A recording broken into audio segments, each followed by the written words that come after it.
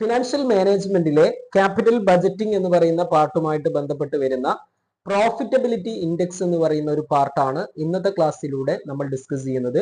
അതിനു മുമ്പ് എന്റെ ഈ ചാനൽ നിങ്ങൾ ആദ്യമായിട്ട് കാണുകയാണെങ്കിൽ ചാനൽ സബ്സ്ക്രൈബ് ചെയ്യുക. അതേപോലെ നിങ്ങളുടെ കൂട്ടുകാരിലേക്ക് ഈ ക്ലാസ് അയച്ചു കൊടുക്കുക. നമുക്ക് നേരെ ക്ലാസ്സിലേക്ക് പോകാം. പ്രോഫിറ്റബിലിറ്റി ഇൻഡെക്സ് എന്താണ്? പ്രോഫിറ്റബിലിറ്റി ഇൻഡെക്സ് എന്ന് പറഞ്ഞു കഴിഞ്ഞാൽ it is the ratio of present value of cash inflow to the present value of cash outflow.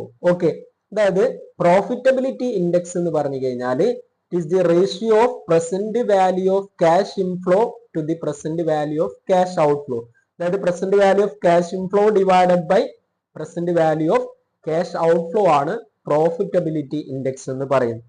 അതായത് it is useful to compare the project having different investment outlay.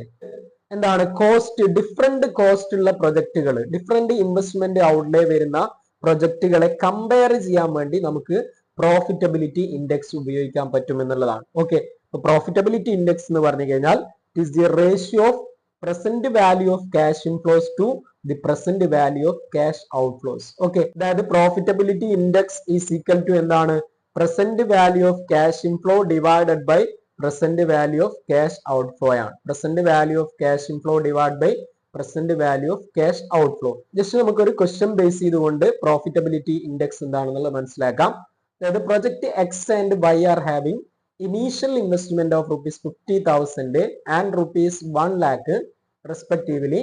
Their present values of cash inflows are ₹60,000 and ₹1,12,000. Okay, calculate profitability index എന്നുള്ളതാണ് നമ്മളോട് ചോദിച്ചത്. അപ്പൊ ഇവിടെ എക്സും വൈയും രണ്ട് project ആണുള്ളത്. അപ്പൊ ആദ്യം നമ്മൾ എക്സിന്റെ പ്രോഫിറ്റബിലിറ്റി ഇൻഡെക്സ് PI എന്ന് പറയുന്നത് പ്രോഫിറ്റബിലിറ്റി ഇൻഡെക്സ് ഓഫ് എക്സ്. ഇവിടെ എക്സിന്റെ പ്രോഫിറ്റബിലിറ്റി ഇൻഡെക്സ് കാണുന്നു. അതായത് present value of cash inflow എക്സിന്റെ 60,000 ആണ്.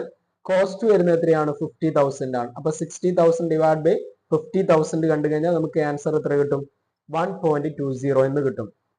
Okay, then profitability index of Y, PI of Y കാണാൻ അതിന്റെ present value of cash inflow 1,12,000 ആണ്. ഡിവൈഡ് ബൈ 1 lakh ആണ് കോസ്റ്റ് വരുന്നത്. അപ്പൊ 1.12 എന്ന് നമുക്ക് കിട്ടും. ഓക്കെ, അപ്പൊ ഇവിടെ നിങ്ങൾ ചെയ്യേണ്ടത് പ്രോഫിറ്റബിലിറ്റി ഇൻഡെക്സിന്റെ കേസിൽ രണ്ട് പ്രൊജക്ടുകൾ തരുന്ന സമയത്ത് ഏതാണോ ബെറ്റർ എന്നുള്ളത് അറിയാന് ഏറ്റവും കൂടുതൽ ഏതിനാണോ പ്രോഫിറ്റബിലിറ്റി ഇൻഡെക്സ് വരുന്നത് അതായിരിക്കും ബെറ്റർ. അപ്പൊ ഇവിടെ എന്താണ്?